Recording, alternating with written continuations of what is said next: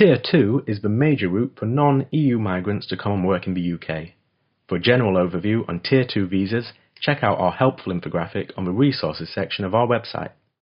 Firstly, in 2015, the Home Office asked the Migration Advisory Committee to advise on ways to significantly reduce the level of economic migration from outside of the EU. This is in line with a Conservative manifesto of reducing migration to the tens of thousands. The latest figures published in February of 2016 put net migration at 323,000. That is to say, there are 323,000 more immigrants entering the UK than emigrating. The government can only actively control those who want to immigrate into the UK from non-EU countries. Inflows of Britons and EU nationals cannot be controlled due to existing freedom of movement laws. There are two paths which are due to change: Tier 2 General and Tier 2 ICT, known as Intra-Company Transfer. MAC, or the Migration Advisory Committee, advised on a number of changes in January of this year, which, if all put into effect, would reduce the Tier 2 migration by 20%. However, the government has chosen not to follow all of their recommendations, a move which seems to indicate a balance is sought between border control and the interests of big business. The key changes and their timings can be summarised as follows.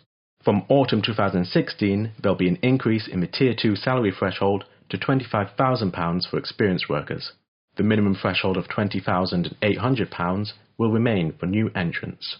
There'll be an increase in the salary threshold to £30,000 for the Tier 2 ICT short-term category. A new introduction is some exemptions from the increased Tier 2 General experienced threshold. 4. Nurses, medical radiographers, paramedics and secondary school teachers in mathematics, physics, chemistry, computer sciences and Mandarin. These exemptions will remain until July 2019. There's a reduction in the salary requirements for the Tier 2 graduate trainee category from £24,800 to £23,000, and an increase in the number of places available to companies from 5 to 20 per year. The Tier 2 ICT skills transfer category will be closed to new applications. Graduates will be able to switch roles once they secure a permanent job, and there will be removal of the exemption from the immigration health surcharge for the Tier 2 ICT category.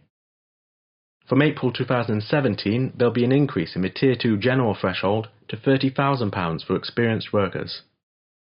A closure of the Tier 2 ICT short-term category to new applications. The immigration skills charge will be introduced. There will be a reduction in the high earners salary threshold for long-term ICTs from £155,300 to £120,000. And a removal of the 1 year's experience requirement in the long-term category where the applicant is earning over £73,900. Also with these changes comes the welcome confirmation that Tier 4 migrants will still be able to switch to a Tier 2 in-country and exempted from the residential labour market test and unrestricted in their applications. For more information on these changes, go to careerinteractive.org and check out the latest visa report under our resources tab.